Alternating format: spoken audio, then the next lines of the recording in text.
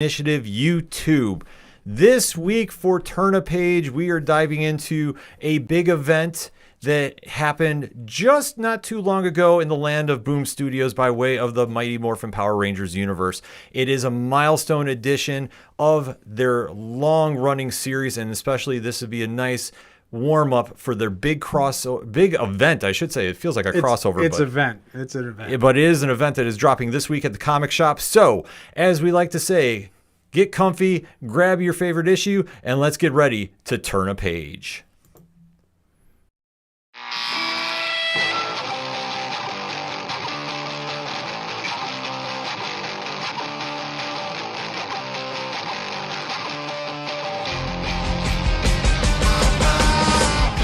Welcome to Turn a Page, the official comic book club for Nerd Initiative. Each week, the NI Bullpen will be covering the world of comics, talking to creators, deep diving into some fantastic stories, and much more. Now let's hand it over to the team and turn a page.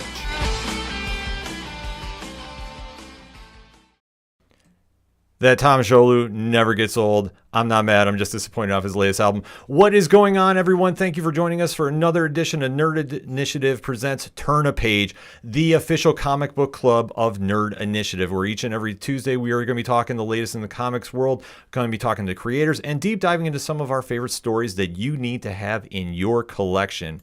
In case you don't know, my name is Ken M. I'm the host of the ODPH podcast, and I'm also Nerd Initiative comics editor-in-chief. To my left, your right. I can't do it justice, so I'm going to let him take over for this one. Coming at you live and direct, straight from the ODPH studio. My name is Off the Cuff Tom, your pop culture connoisseur. We are talking Power Rangers today, and I can't tell you how excited I am. Yes, Tom is extremely excited. If you don't follow him on social media, first and foremost, let's make sure you fix that. He is an avid Power Rangers fan. That's putting it mildly. To put it very, very mildly. And without our fellow bullpen member, Matt from Hop Geeks, who's traveling cross country, so he won't be on this week, we definitely wanted to make sure we had an issue that was right up Tom's alley and one that he has been dying to talk about. But definitely shout out to Matt, too. You should be following him on everything that is Hop Geeks News, because he has a big interview that dropped this week, and he has got an even bigger review that is happening tomorrow on New Comic Books Day. So definitely let us get into the whole story about how this book came to be, because this is a big week like we talked about for Boom Studios. That it is. It is a monster week because there is an issue that is dropping this Wednesday as we are recording. Mighty Morphin Power Rangers 111, Melissa Flores, Simona Gian Felice. The Darkest Hour story kicks off. Now, this has been a monster run that they have had coming off the heels of the milestone issue 100. Correct. So we thought, to give you a little precursor, that you should be picking this story up, and you should be also following what has been going on in the land of Boom Studios, because like I say, Boom is absolutely killing it right now. We thought we'd dive into Mighty Morphin Power Rangers 100, which is one of the most milestone issues that they have had in recent memory. And how many books nowadays do get all the way up to 100? Let's think about that first and foremost. Mm-hmm. It is a rarity these days, and it's something that we as fans don't get to see that often, because obviously a lot of companies like to do the legacy numbering and everything restarts at issue 1 every 2 so odd years. So it's very refreshing to see that a series is getting this kind of love and reaction from a comic company, and that they're allowed to really breathe and let the creators have a good run with this. Now, leading up to this real quick, so everybody knows, after issue 50, I think it was, it's when they did the split, correct? Mm-hmm. So after issue 50, when everything had happened with Necessary Evil, they had split into 2 different runs. We had Mighty Morphin and Power Rangers. It was a hectic time for all writers.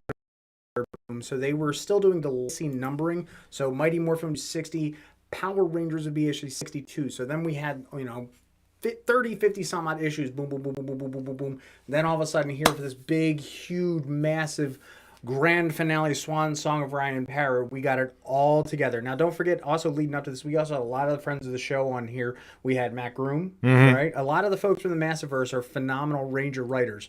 Ryan himself was in there. Why am I'm dropping a name here? Well, you got to think Kyle Higgins was one who really kicked it off.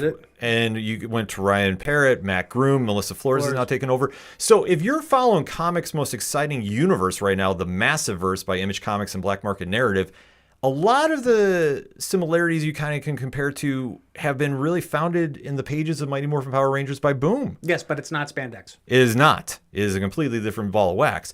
But it's one that you can really kind of gravitate towards because it all goes down to the battle of good and evil. And what we gravitate towards as comic fans, because that's what we really got introduced into the world of superheroes on. Yes. For me, it actually led back. Trust me, one of these days I'm going to do a very special episode of why I love Power Rangers, and I'm just going to steal the mic, and Ken might be tied up in a corner.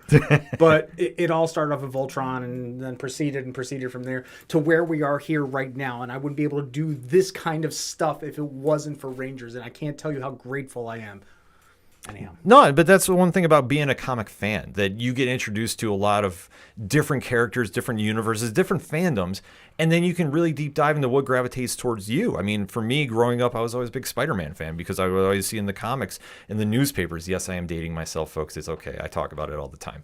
But it's how I got into Marvel Comics and how I became such a Marvel Comics fan. Yep. And to see, your story with Power Rangers and how you gravitate towards that, and to see how it translates from the small screen to the big pages, because I consider comic books big pages. This is just something that when you see the quality of work being done in issues like we're seeing, especially in the current run right now by Boom, it's always something to get the fans excited, especially when you think about how long the Power Rangers have been around for years. 30 years. And now what the fun thing about that is if you look at Power Rangers comics from 25, 30 years ago, they were just as good as the episodes were. Now you're seeing people out there, like Ryan, like Missy, like Matt, like Kyle, who grew up on these franchises, and now they're writing their own story the way that they remember it, and they're just expunging and exhilarating and exacerbating and every other X word I can think of. and it literally is, it's part I'm playing in this toy box, and at the same time, it's fan service here.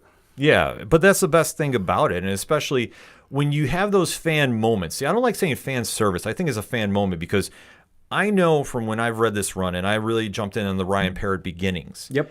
And just really how much that it clicked in for me about how this is more than just, the TV show coming to this small screen and that.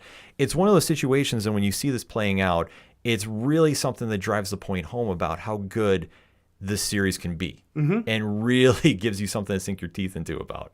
And really, I can't stress just how it does when the cross is over like this. It really makes for some fun things happening. Oh, it's an amazing. So just as a quick lead up, there's a lot of stuff going on right now in the comic book. Prior to that, we had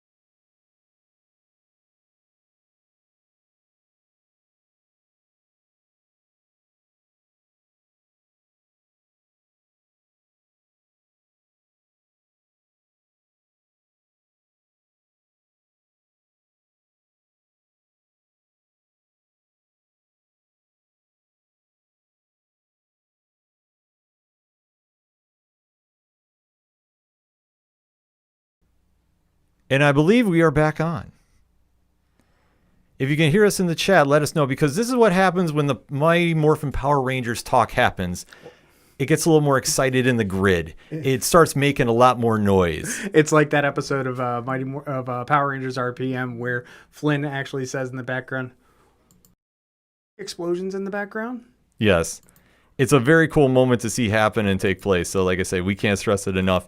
When we start really breaking down about why things are happening like this and really stretches that home too. Like I say, that's the big thing that's happening here. I can see part of this on here. Yeah, the grid is overloading. It's coming back slowly but surely, because that is just what happens when you have a show that really takes over like this and drives it home too. So speaking of Power Rangers, outside of the comics, Ken, and everybody in the chat, while we try and figure out what's going on with our video right now, who's your favorite Ranger of all time? Yes. Now hold on. Real quick, everybody. I just want to make sure. As much as I appreciate Jason David Frank, let's mix it up a bit. Who is your favorite Ranger of all time? That's a really great question to see too.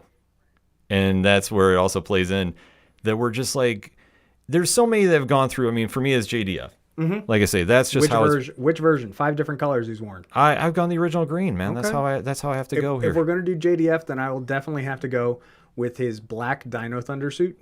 It was really nice to have him come back.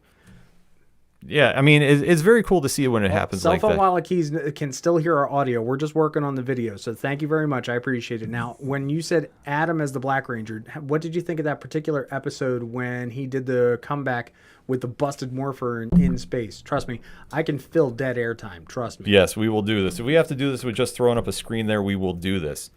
And that's the one good thing that we can do this about. Oh, something's throwing up there. Hey! Fuck it, we'll do it live. Exactly.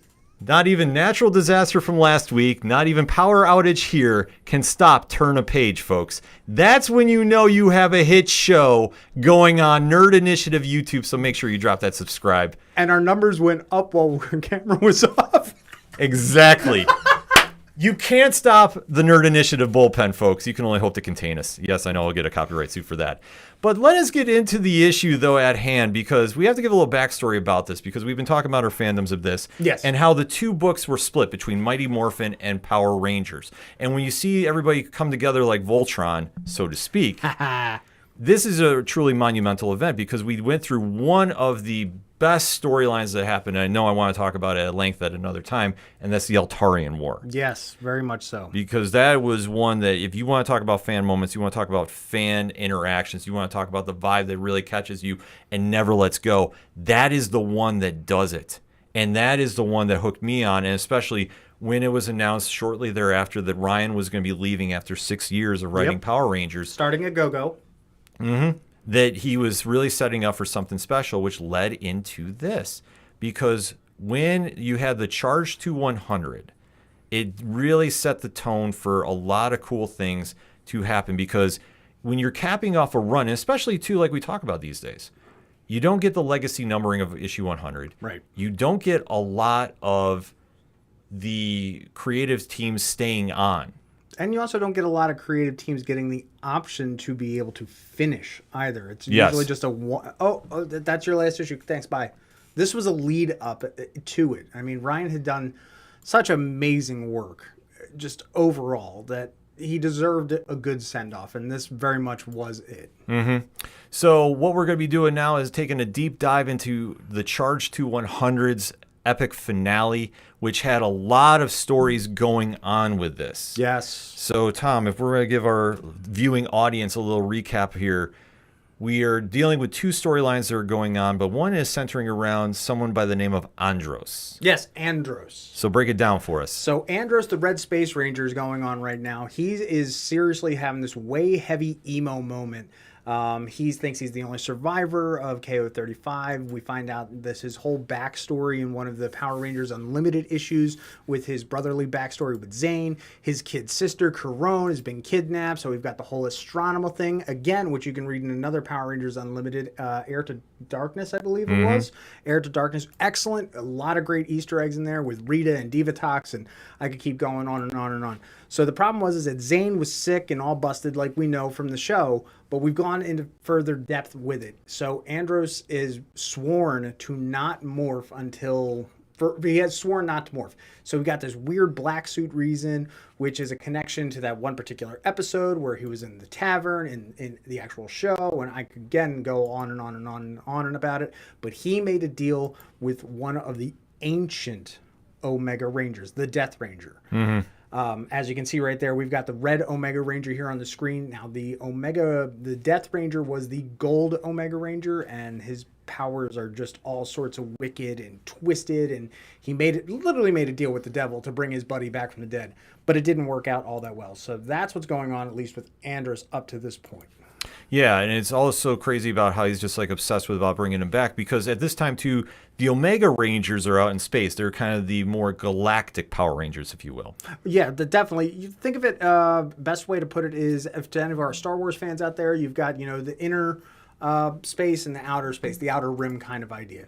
So you're definitely going to have the Mighty Morphin team, the Earth team, based on everything that's in the near galaxy, and the Omegas are definitely taking care of that, outreach kind of stuff, or different sectors, if you were, for the Green Lantern fans out there. Yes, because as it opens up, the Death Ranger is sitting there and has now possessed the people of KO-35. KO-35.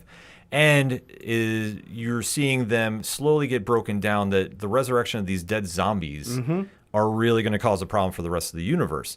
Andros has to go back and make a plea with Zordon. That's right. Now, at this point, the Death Ranger has taken over Zane the Space Ranger, and because of all the stuff that's going on with Jason dealing with the death of his mother, is now susceptible to the Death Ranger's influence. So when you see on these pages here, there's a lot. The Red Omega Ranger is extremely twisted and sharp and violent. I mean, it's a great design. I'll give him that. So for those of you who haven't read this yet, that's why everything's looked a little messed up. And because the Death Ranger has taken over the Red Omega Ranger, it has funneled down to the other Rangers itself. So pretty much the whole team are Death Omega Rangers, for lack of better words. So, yeah. Yeah, so as you're seeing, though, both teams of Rangers are now finally at the command center, and Andros is pleading his case. Andros. I will say Andros to the end of me. But you're seeing that Zordon, who has already been through enough battles, is still being a little more protective, if you will, and being very cautious about what is going on, too. Plus, the rest of the Rangers are not exactly too excited to work with Mr. Andros, if you will. Dude, well, it's like, dude, you're a dick. Yeah, well, I mean, you got to face it. He did kind of lead them on for his own personal gains, because there was a great spin-off book that happened before this that gave some very good clarity to his backstory as Absolutely. well. So as you're seeing, the rest of the Rangers are not exactly jumping at the chance to do it, but Tommy winds up leading us into being the Rangers that they need to be. Absolutely, and that's exactly what Tommy would do. It's like, all right, come on, guys, we got to do this. It's morphin time. Yes. So as you see, it's down to business, and what a splash page here, too. What's great is I do believe this is the first time in the comics, I could be wrong, but I think this is the first splash page where we've had all 7 of the Mighty Morphin Rangers go all at once. I believe so. I think that's been the case with that. Yeah. But as you see, when everybody morphs up and everybody's getting ready to get down to business, like this is where things are finally picking up, and you finally have that big emotional moment happen here too, because there's been a lot of talking, there's been a lot of despair, everybody's been on their heels about what has been going on with the Death Ranger. Oh yeah. And now to see this really take hold, it plays right into a big fight scene that is happening here, and really just kind of jumps in, because you see that they're ready to get down to business, they're ready to go back to KO-35. Thank you. And Tom will be correcting me all night, because you know what? I get so amped up about it. I know I don't do the pronunciation so well. But when you start seeing that they're getting ready to fight the zombies, and especially with Andros being somebody that is trying to, lead the troops, not everybody's on board. But when they finally get there and they see that magical moment too, where the Death Ranger is just sitting there waiting for him to. And just look at the Astro Mega ship on there. Doesn't she look beautiful? Oh, She's it's an amazing so job. Pretty. I mean, the arts team, and they had so many artists working on this book too. It was not only was it a culmination of everything that's happened in Rangerdom in the comics, it literally was a culmination of all the Rangerdom artists and writers, and it was a team effort as a whole. And especially too, capturing the emotion that is happening too, because at the time, Jason, the long-standing Power Ranger, the Red Ranger, suffered one of the most emotional losses of his life with the death of his mother, which I will say this, if you really want an emotional read, Ryan Parrott knocks it out of the park, just portraying the 5 stages of grief as Jason is trying to come to terms with him not being there when his mother passed away because he was in space being a Power Ranger. Now, I know from chatting with Ryan that was a big issue for him to write with everything going on with him personally. So a lot of Ryan himself is in that book. Yes. And it just pours out too. So when you get to this moment in the book of issue 100 and you see Jason's reaction and how Kimberly's trying to plead with him too, it really goes into where they know the stakes are, because this is not going to just be your average good versus evil battle. This is a very highly emotional one too, because you're seeing the Death Ranger is tapped into just the raw reaction of what Jason has been going through. He's been really keeping this bottled up inside too. Oh yeah. He hasn't let this distract the team in any which way, shape, or form.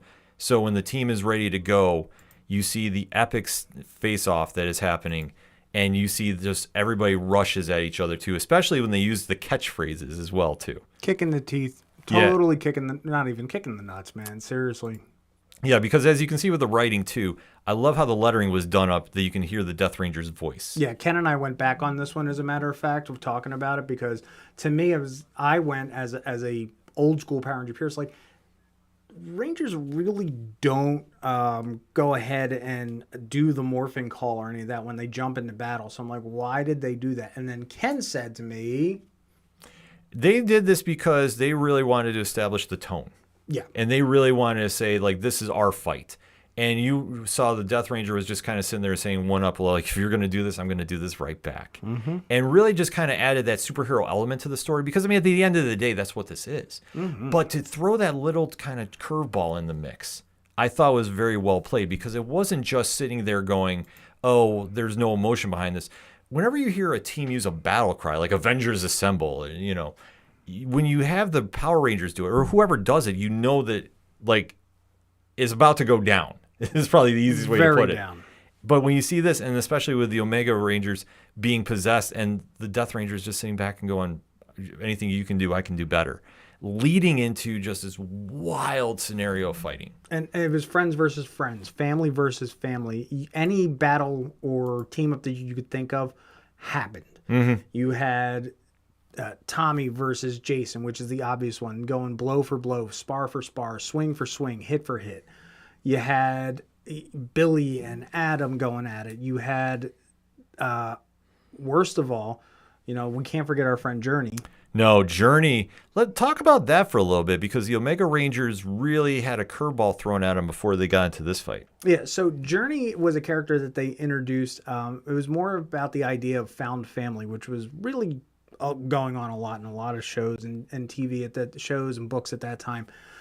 Journey was adopted pretty much by Zach and Trini, and because they were taken over with their Omega powers, Journey grew up. You know, she has accelerated growth because of whatever species she is, which we still don't know. Mm-hmm. And she had to fight Zach and Trini. Like, mm-hmm. how hard is that for you to actually fight your own mom and dad? Oh, it's absolutely insane to think about, too, because especially you have these young heroes that are thrusted in the role of becoming a guardian for this child alien. Yeah. Who is now growing rapidly, and every time that she is being active and trying to do the right thing, she's aging herself. It pushes the acceleration of her growth. Yeah, because you have Kevlar, too, who's around there, too, and he is still trying to find his way about what his future is, because when the Omega Rangers put out the call after the Eltarian War, that they are going to take evil head on. Oh, they pretty much say galactically, fuck around, find out. Yeah. It turns into just this exploration into what these young heroes are truly made of. Mm-hmm. And that's where it kind of plays in that trope that we see this come back tenfold, because as you see with the Dark Rangers zombie army, which, I mean, how crazy is this scene play out? Because, like, not only do you have the emotional battle that's going on, but you literally have, like, The Walking Dead on steroids. I think it was a great idea to do this zombie army as opposed to, like, putties, because we've seen putties go and just... But to know that these are reanimated beings, it puts a whole different spin on it. Like, that's where the Death Ranger really messes with you every way possible. Mm-hmm. You know, gets down into your bones and your soul with just how he can be. Yeah. And it makes for the best villains, too, because if anybody plays it too safe, you don't have that fear factor that the good guys could lose. Oh, yeah. And you need that almost personal connection to really elevate your hero and the story. Your hero's only as good as their villain. Mm-hmm. It's not the other way around. Right. No, your villains make your heroes. Because if you have a strong rogues gallery, which is one thing the Power Rangers have had throughout the eons of time, to see them really get hit on a personal level like this, mm-hmm. and especially how they did the build going through Jason to do this, I mean, it was just such a smart play. The most stalwart and ranger of rangers to have that fall like that really just is it hurts. It hurts, but you know what? It played its part too. Like that's what it did for the story overall, because you, as a reader reading at home, get the sense of how impactful this is. That this is not just an ordinary mission. This is not just a throwaway villain. This one has been calculating, playing onto the deepest, darkest fears. This is not only a season finale; it could have been a series finale. Let's be honest. Oh, it had that vibe to it. Yeah. And that's the makes for a best of any conclusion of a story. You know, it's like Countdown to Destruction, or I could just go on even about the show and just name all those season finales. But it was that level of galactic oh shitness. Yeah. I mean, and that's the one thing that really plays into it, especially. Sorry, kids. This episode's definitely going to have a little bit of language. Discretion is advised, but highly not encouraged. Yes. But as we see when it plays on too, you see Andros step up. He said it right. I know. Well, I got to calm your swearing. So this, I know you can slide the money under the table here. You see Andros finally step up against Zane, who's now possessed too by the Death Ranger, and just how emotional that is, because his whole key about fighting has been about getting his best friend back. Right. And he wasn't going to morph until it was absolutely necessary. Yeah, and the battle that this build up to, because like I say, we're talking about a good 6-7 issue build in both books as well too. Yep. Because like I say, the Mighty Morphin, coming off the heels of what happened with the Eltarian War, was still trying to find its way, and now they're thrusted in one of the most personal battles they've ever had. That's what makes this this issue really stand out, and why it's driving home the point of like, this is an event, not just a throwaway story. And especially too, as it starts deep diving, you see the face-offs that we've all been wanting to see. And especially too, Chad, I want to know, if you had to pick in a fight, are you taking Tommy or are you taking Jason to win?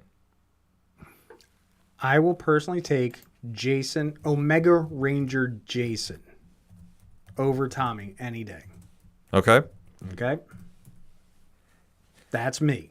Yeah, it's a great question, because you have arguably, the franchise in Jason, but you have that Wolverine-esque wild card character in Tommy, who's gone through arguably the most character development in all of Power Rangers history. I think that's a very fair statement to say. I know. Yeah. Oh, absolutely. I mean, he's always been equated to being the greatest Ranger of all time. And I can soapbox this, but next. Okay. Fair enough. But as we see it, like, it just plays out that you have that emotional battle too. And then when we finally get the Zords involved, I mean, Tom, walk us through this. We get a new Zord. So the Omega Rangers have the Omega Zords, which are cool and very different, and a fantastic style that goes with their ancient alchemical idea. So the Death Ranger pulls out his gold Omega Zord out of whatever dimension, hammer space that he's got, because comic books, and it attaches to the Omega Ultra Zord. I've never been a fan of how they've named this. I gotta say, that's something I am not a fan of either. That's a gripe we can definitely talk about later. And so now we get the Ultra Gold Omega Gold Zord something combination. It has wings. Yeah. The art job, like I say, they did, and Moises Hidalgo, really was more or less the lead artist on this. Ultra Gold Omega Zord. Say that 3 times fast. I'm not even going to try to. I have trouble saying Andros. I'm not even going to try going that route. But to see the artwork that is happening here too, like I say, the teams really just went out of their way and just stepped up and did so much with this. Like I say, Moises Hidalgo was on it, Marco Renna, Raul Angulo, Walter Baiamonte, Sara Antonellini, Dan Mora with the covers too. Like I say, you have just, the list goes on. Daniele, Nicuolo. Like I say, it goes on and on. Like I could sit here and just keep raving about it, but it just really showed about how much they brought to the table here. And when you're seeing these, different artistic versions, Look at all this. I mean, even just here in the beginning of the book, you saw Billy with long, flowy hair, and then you get the next artist that tags in, and then the design's just slightly different. We definitely get that artistic license and the view of the world from somebody else's camera. Yeah, I mean, it's huge, and just how it plays out too. Like I say, everybody had a different, unique view, especially when it came down to the Zords, and just seeing the different action come together, because you're seeing a lot of the teamwork happen. And then especially, too, I think this is one area of the book that really, it got slept on for the impact that it was. Yes. And that is when the reinforcements from Kevlar, Journey, and a certain someone, Keegan. came flying in and really had to come and save the day, be the cavalry. Yes, coming in all the way from Safe Haven to help out. Like, it was amazing. Cavor. I say Cavor, but I don't think we've ever gotten a actual pronunciation. Like the actual one, yeah. Yeah. But Yeah. But as you see everybody come together too, like I say, it's a moment that you as a fan, if you've been reading this for a long time, you get that emotion pouring out. Oh yeah. Because you're just like, yes, finally. And especially knowing with Journey's story as well too. Like this was her swan song because you know that she was, as she's doing this and as she has to fight Trini too. I mean, how impactful is that moment? Mom? Yeah. She has to fight her adopted mother. And just these little emotional twists in the story, I think really played so much of a factor in that, you don't have just one story going on and it's, very straight line. Like this branches off into so many different directions. And done well. Yeah. There's never a moment that you feel like, okay, something is just thrown in there to be thrown in there. Like everybody has a moment. Yep. And I always say this like in comparison to television. And one of the greatest series finales I've ever seen is Breaking Bad. I'll take your word. Because everybody has a moment in there for the most part. There's only one character I know that we don't know what happened to them at the end. But everybody else, clear cut, has a moment to shine and then goes away. The best part is that after we start circling back and start, writing out everybody's, ticket right there. So after we see Journey fight, mom and dad, then we're watching Tommy still square up against Jason, or Death Ranger Jason, and Billy's new weapon, which is supposed to disconnect the Death Ranger from the Morphin grid and, his twisted incarnation of it. Andros tries to sneak up, and Death Ranger Jason slices it in twain, so it's not able to work. So how do you overload something with the Morphin grid? This was Andros's hero event right there. He snuck up on Jason, put him right there in fucking headlock, and then did it. He said, let's rock it. And right there is, again, that emotion, that payoff where you hear Morphin complete. Yeah. I'm hearing it in my head from 25 years ago as, and I'm that little teenage Tom going, he did the thing. And then we see Jason go on this really, really weird Morphin grid acid trip. That's the best way I can put it. Well, they really wanted to illustrate about what he was going through as he breaks the grid. Yeah. I mean, literally, one person breaks the most powerful energy source in this entire universe. It is the universe. I mean, but to think about it, like I say, but watching on the outside, like as a comic fan, you're going like, one person can do this. And then you see the travel through time and all these different moments. Oh, my God. And this is where all the different art teams jump in and really add something to it. And it's almost like their swan song to these characters. And, I mean, we go through literally everything because that Jason has been through so much and he's trying not to fall into the traps of the Death Ranger. And especially with Andros coming with him, too. And we see him first in his Mighty Morphin Tyranno form. Then followed up the next few pages, it's him in his armored form right after Tommy had left. So we received the power of the dragon shield and everything. And then it keeps going and it gets twisted. And then I think page 27 was just, we had this weird all twisted up. And then we find Jason on the couch with his mom. Yeah. Not like that. Yeah, which, this moment is one that it got me for a second because, like we say, when you read the emotional moment of when Jason is coping with his mother's death, that hits you so hard as a reader. Oh, yeah. And that's when you have like an issue in your hands. If you can get an emotional response out of this. Once you see this happen yet again, and it plays right into the scene later because you see that Jason is almost having his final goodbye, like the moment he didn't get a chance to have. Yep. Because he's sitting there and just trying to catch up with his mom, and his mom is just not letting him have it, and literally drops the line onto him like, you're a good son and I love you. And he's like, he has to stutter to say, but he's like, I'm sorry, I can't stay, and has to break everything about the Power Ranger code to her. It's just one moment that, it's a quick one, but still knowing the backstory that has happened, this is where like you really get those emotional punches right then and there. Oh, yeah. And like I say, to see it all kind of unfold, it doesn't miss its mark. And especially, too, juggling all these characters. I mean, this is just another thing that Ryan does so well. Yeah. That everybody has their time, but it never feels like, okay, we missed something here. And to see Jason, like I said, who's been, I mean, honestly, he is the star of this series right here. He gets that moment where he's just going, through everything and even facing off with the Death Ranger. And the Death Ranger is like literally telling him, he's like, and to even quote the book, he's like, I bless you with peace instead of grief and loss. This is why I offer you rejected and why. And Jason has to look at him just, defiantly and say, because no matter how pretty your illusions are, we have to be better than that because we're Rangers.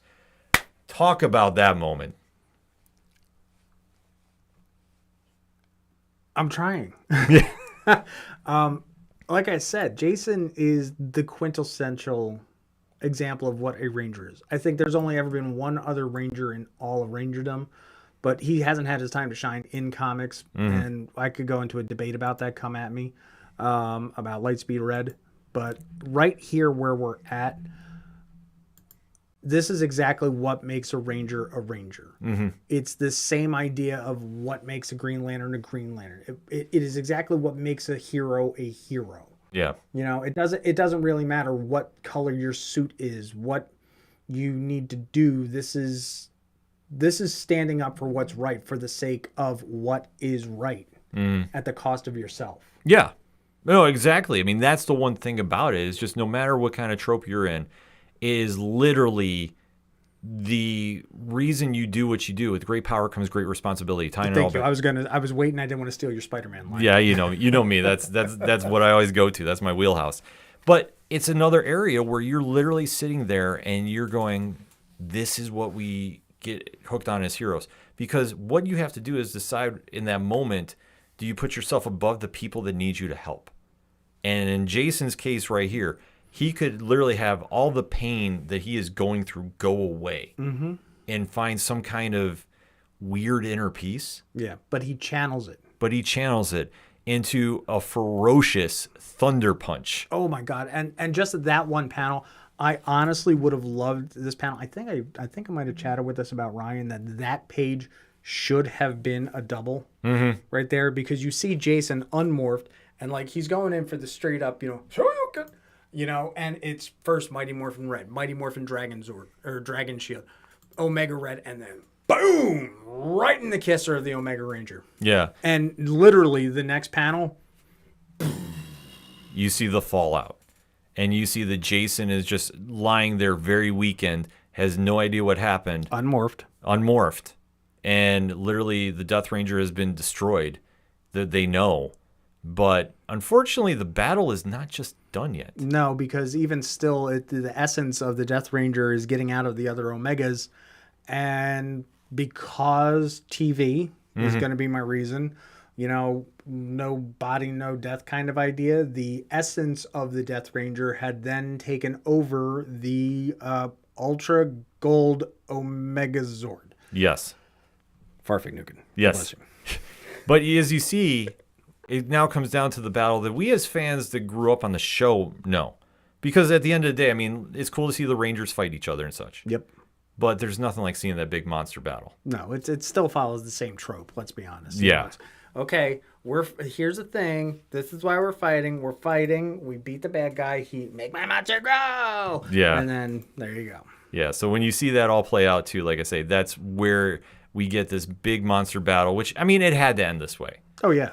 I mean, you see all the Rangers get inside the Zord, and they say, we need Dragon Thunder Zord power now. As Ken says, this is a fan moment, not fan service. This is exactly what happens when you finally were able to get the Green Ranger powers with second season Thunder Zord powers all mashed together. And when Ken and I get this comic maybe a day or two early from everybody else, we're like messaging like, dude, did you see that? Oh my God, did you see that? It's like, oh my God. So it really was cool, but I have comments saved to the end. Yes. And that's the one thing too, especially when we have those. I mean, we're very fortunate. We get a lot of press copies. Shout out to all our amazing press contacts. Thank you very much. We have those moments where we're going back and forth and like, dude, did you just see this? Like, oh my God. And have those moments. And then the best thing is too, going into the comic shop on Wednesday and seeing somebody pick it up. You just do this.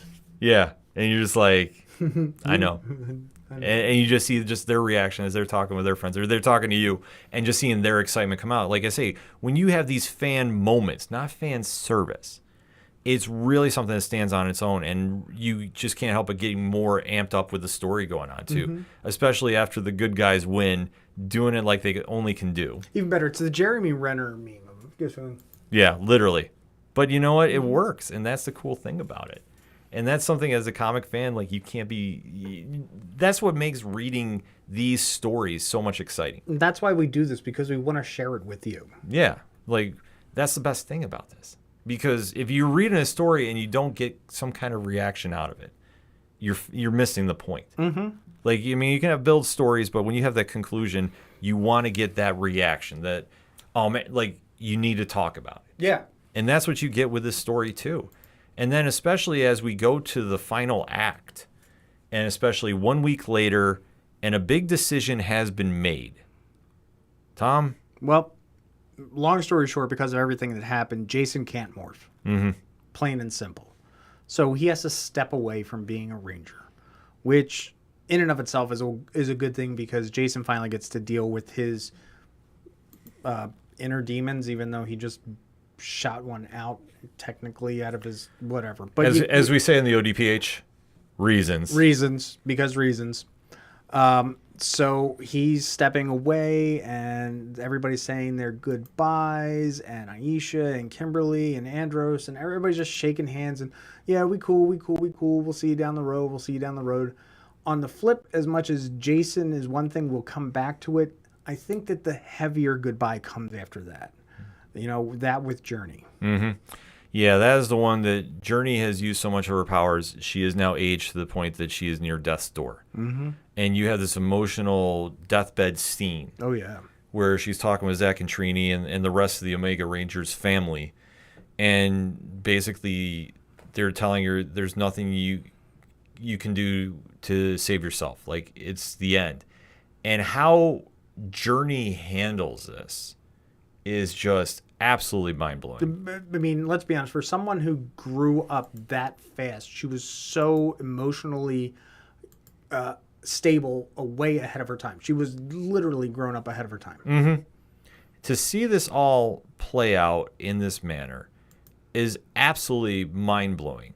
Because she's accepting that she's lived this full life in the course of days, not even years. Oh, I would say weeks or months. Yeah, I'd say weeks at the most. Yeah, I don't know if we got a full timeline on when that happened. Right, and you see the Trini's trying to explain, like, you shouldn't have saved us, and she's like, but it's not about that, though. Like, at the end, I died a noble death. I saved everybody. And, like, how much of a superhero line is that? Oh, yeah. I mean, it's perfect. Because she has always just been somebody that has never shown fear, and even in the face of upcoming death, she's not worried about. And then even the gut punch, which, I mean, you sit there and you're just like, man. When Zach and Trini are like, I'm sorry we never found your parents, and Journey just answers them back, goes, Mom, Dad, I'm home. That moment. Like we haven't gone through enough of an emotional connection already. Not at all. Like I say, we've been reading this now for 6-7 issues, just as part of the story, let alone going and right in from the heels of the Eltarian War. And you're just like, oh, man. Like, how Ryan sets this up, and especially the art team, to depicting the mannerisms. Because Journey, even though she is dying, never loses her smile in any of the panels. Not at all. Like, it's just amazing. Right even to where they're standing over her grave. Like, it's still that much of an emotional gut punch. And then it's capped off with Jason explaining he can't morph anymore. And that he has to leave the team. And, you know, him and Trini have that little moment of like, well, you know, it could have worked out between us. I didn't, yada, yada, yada. Of which we get a funny payoff later. Yeah. But that's neither here nor there. And then Jason finally checks his phone. Yep. To find out he has a message from his mother. That he has avoided listening to for 2-3 weeks at this point, probably. And it just really caps in about, you know, tying everything together. And just how she's like, I'm good, I feel fine. And just really explaining life and just really kind of co-signing on, like, she's happy with her life, but she understands, like, what he lives with his. And it also goes over everybody. It goes over what's applicable to Jason, what she says is good also for Andros and for the other Rangers to move on themselves as individuals. It really is one of those perfect narrations like you get at the end of a movie of the character that might be gone or their final letter they wrote to their family. It beautifully ties everything up. It's absolutely incredible. And then we get the final montage of everybody with their morphers. And you always need a montage. Yeah. And we do see the new lineup of teams as things are going to be heading forward in the combined book.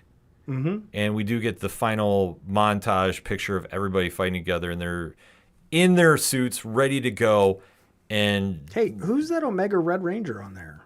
Well, why don't you break that down for us, Tom? Well, it's Trini, as a matter of fact. Trini finally gets her time to shine, so there's been a little dynamic shift. Trini now becomes the Omega Red Ranger because, let's be honest, she has been second in command.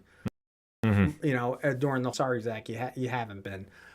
So we need someone to step up and be the new Yellow Ranger, and I'm going to talk about that when we get to our gripes. Yeah. But we see the montage, everybody's ready to go, and then the final shot we see is Jason ready to walk into the light, where he's just left with the quote, "Promise me no matter where you are, you always protect each other and stay safe. And give your best to your friends. Talk to you soon. Bye." And that's it. Yeah. I mean, there is just so much win about this book, too. And especially you talk about events. And I mean, this is why we're kind of tying into what's going to be happening this week with the brand new event that's going to be kicking off on tomorrow as we record for the Darkest Hour and Mighty Morphin Power Rangers 111. That's it. I mean, this is kind of where everything plays into. So that being said, Tom, we've talked a lot about what we loved about this. I mean, the fan moments, the writing is impeccable, the art visions, and everybody has a different style they go with. What is some things you did not love about this book? So, a little things that, I was not a fan of. One, the design of the Dragon Thunder Zord. I think it was a little too basic for me. It really just had been like, oh, hey, here's the Dragon Zord. We're just going to make it thunder on the thunder, or armor on the Thunder Zord, and that's it. It literally almost could have just been a head swap, and you wouldn't know the difference. The other one was at the end with the new team setup and team dynamic, with Trini becoming the Red Ranger who had to take over the Yellow Ranger spot, but Kavor. And maybe it's me, maybe it's just because I wasn't a huge fan of the character because he was trying to flirt on, Journey, and she's got her own thing going on, and I was like, okay, this is just the guy down the street, saying, hey, how you doing? But for him to become the Yellow Ranger, I don't necessarily know if he earned that, and that's my opinion. I have to agree with you, and I know I'll say something in the chat that'll get people fired up, but do it. Let's do it. It's like the equivalent of giving Jar Jar Binks all the power to make the vote in the Senate for Star Wars. This is a good idea. I'm just saying, Kevlar, I agree with you. I understand why he was there, and he served a purpose for it. So I understand they were really trying to push him, but that's how it kind of came across to me. But look, we already have, cyan-colored Cat Ranger. Why can't we have yellow Chicken Ranger? Yeah. I think he would have been a better Ranger. I fully agree with you about that. It's just one of those areas that, hindsight is 2022, But this is an area that you kind of have to sit there and think about and go, okay, let the story breathe. It's not my favorite moment of this, and I do agree with you about that. I just think that it was interesting how they went with that route, and especially seeing where they are going now with it, I think really makes for a very, very interesting idea moving forward. Now, what were some of your funny points or, those little tiny comical lines that they were able to throw in? Oh, man. I mean, they had so many just in the beginning, too, as you're seeing with Zordon talking with everybody, and they're just kind of like, are we really sure we want to do this, or we really want to be in? My favorite one is where they finally combine the Zords and the Gold Omega Ultra Zord, right? Omega Ultra, whatever. Zord has wings that say, next time we get wings. And do you know when the next time is that they did get their wings? It was in the crossover with Turtles 2. Very well played. And ironically, who wrote that? Ryan Parrott. Yes. So, like I say, I think it had a fair balance of everything. There wasn't anything I didn't really like about this. No, I mean, it hit every single note that it had to as a Power Ranger story. I will give that, I will not deter that at all or take away from it. Again, these are just little tiny nitpicky things coming from a guy who knows Power Rangers at least to the 99.1 percentile, and a guy who is the comic book guy. Yes.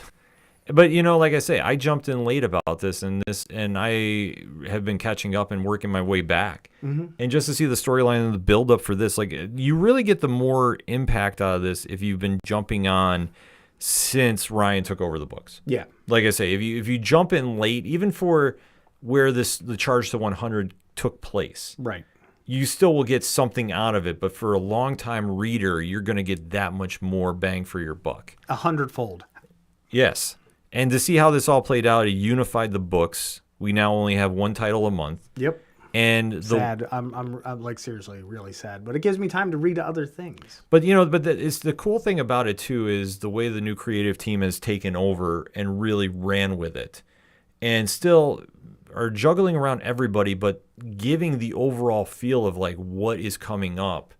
It's a huge snowball it's one big black snowball effect that's coming, just rolling down the mountain. And tomorrow's issue is seriously going to hit you like a ton of bricks. Yeah, because you can see that snowball on screen right now. Yeah, and on top of it, this again, it's not fan service. It's all been fan moments.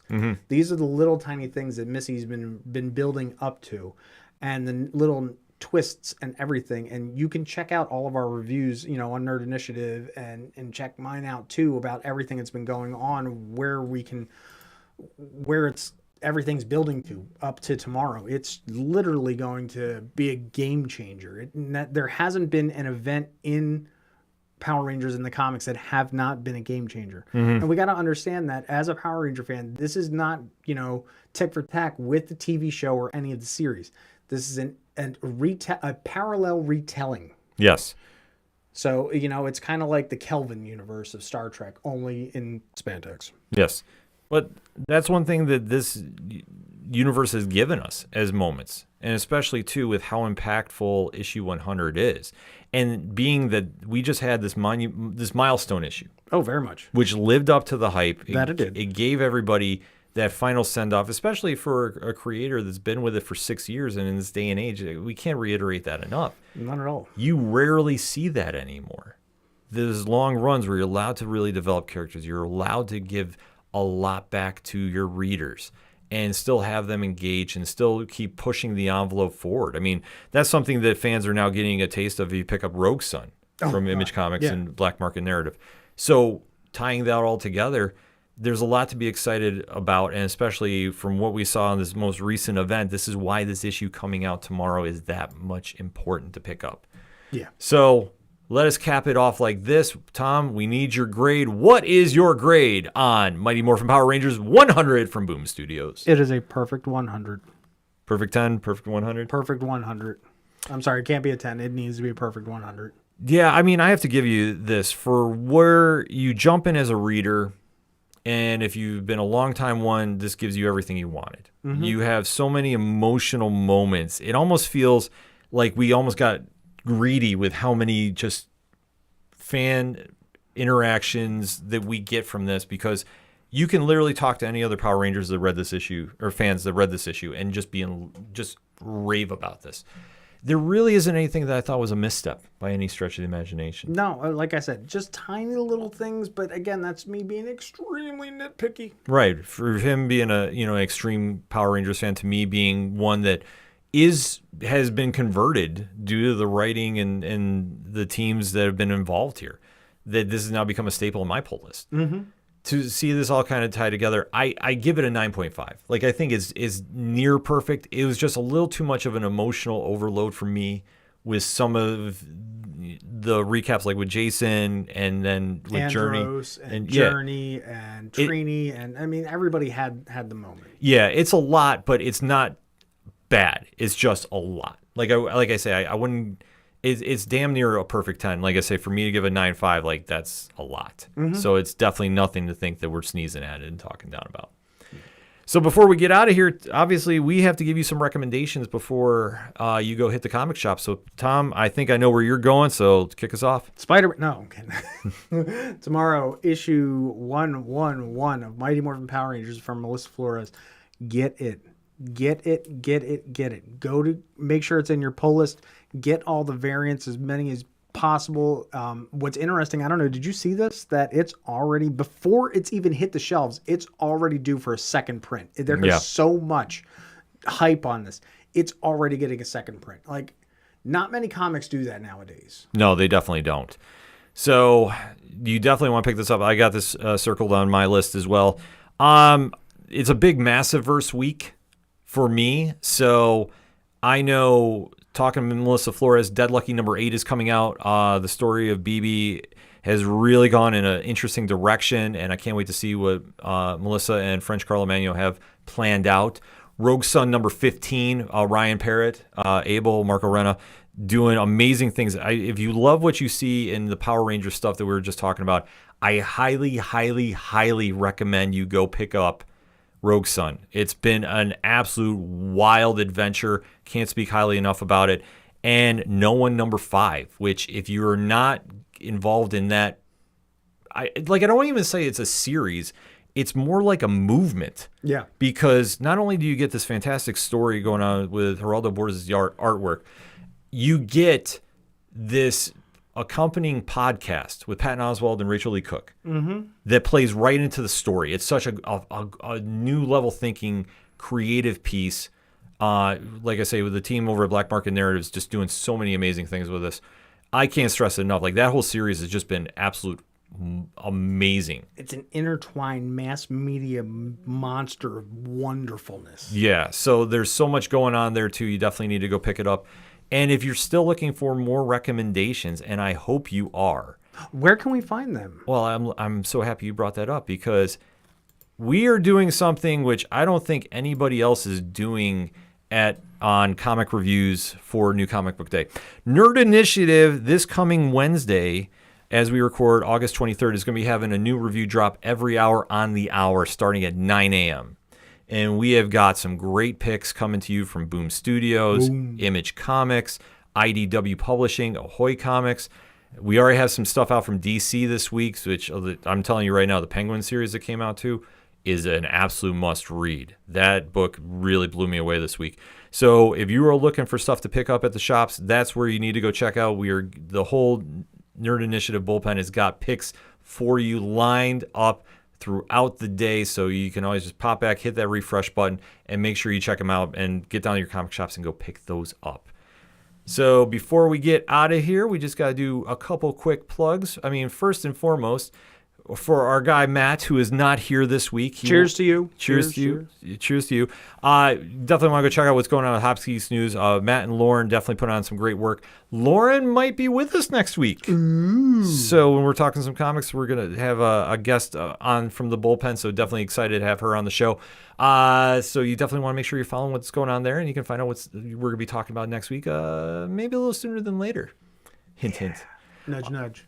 And then, Tom, why don't you tell the people how they can find you and everything you're doing? So you can find me, boom, right here at Off the Cuff Tom, your pop culture connoisseur. This will take you over to my Linktree. You'll find everything that I'm doing. You can follow me over on YouTube and watch my old video gameplays. You can catch me on Instagram, which is a little backdoor into my life. You can see my stupid TikToks that I do, because I'm starting to do more stories on there daily of just silly things. You can check out all my reviews that I do on various sites. So please come on over. Tomorrow I'm going to have one heck of a Power Rangers 111. So absolutely. After you read the Nerd Initiative ones, swing back and read mine. Yes, absolutely. And if you want to find out everything going on with me and the ODPH, it is very simple. You can leave mine up. That's okay. That's okay. Swing on over to odphpodcast.com. Join the conversation on the social media accounts. We're definitely growing in a lot of the social media accounts, so we definitely like interacting with everybody. So we have a lot of stuff coming there too. Also, you can find the links to Nerd Initiative as well. We have a lot of stuff that is coming on, especially there is something very, very special that is going to be dropping during AEW Dynamite on Nerd Initiative social media. So if you are clamoring for some pro wrestling content, I highly recommend you keep it locked to Nerd Initiative social media on Wednesday, because there's a big announcement coming that you definitely want to make sure you have that subscribe button hit for everything going on with Nerd Initiative, because you won't want to miss that. And Do we have any more secrets to talk about? well, we do, because I was gonna say we can't leave without saying too. You have a bonus episode coming this week. If the stars align, it will be a very massive episode for you to digest. So you want to make sure that you are following and subscribing to Nerd Initiative on YouTube and the TikToks, the Twitches, the social medias galore, because with what we have coming out, you definitely don't want to miss it, because there is something very special coming that we cannot talk about. But trust us, when it happens, it will be coming on, and it will be definitely something you want to go check out as well. And especially, too, with the Contact Us there, you can enter for the giveaway that we are giving out in 2 weeks, I believe. That's it. It's almost the end of the month, man. We're going to be giving away the Secret Invasion set with the... You're going to have the Gabriel Del Otto variant cover. That's why we keep him around. Along with the series, too. So, like I say, if you go click on that QR code for Nerd Initiative, contact us, and you get entered into the drawing. I mean, how simple is that? Free comics! Yay! If it's free, it's for me! I was going to say, we can't make it any simpler for you. So, that being said, it's going to be a big week here at Nerd Initiative for the comics content, so you want to make sure you're following us on all social media. A lot of things kicking off, especially on New Comic Book Day, 9 a.m. Eastern Standard Time. You don't want to miss what's happening. So, for the one and only Tom Craven. Thank you very much. Always a pleasure. And make sure to stay safe out there in Cyberland. My name is Ken M. And remember, when you're at the comic shop and you have a great issue in your hands and you see somebody struggling to pick something up, hand it off to them. Tell them to turn a page. We'll see you next time.